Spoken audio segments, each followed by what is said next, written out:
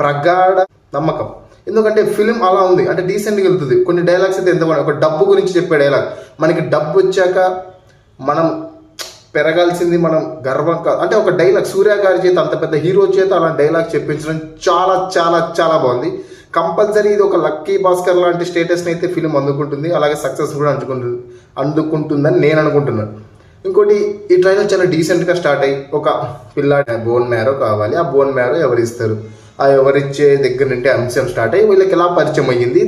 ఒక Gen Z kid అమ్మాయి, ఒక 80s కిడ్, ఒక 40-45 ఏజ్ గ్రూప్ ఉన్నటువంటి ఒక హీరో ఈ జెన్జీ కిడ్ అమ్మాయితో లవ్ ఎలా ట్రావెల్ అవుతుంది.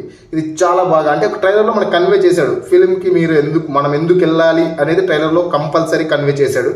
చాలా బాగా అనిపించింది నాకు. మీరు లాస్ట్లో కంపల్సరీ మీ పెదాలపై చిరునవ్వు వస్తుందని నేను అనుకుంటున్నాను. కంపల్సరీ వస్తుంది.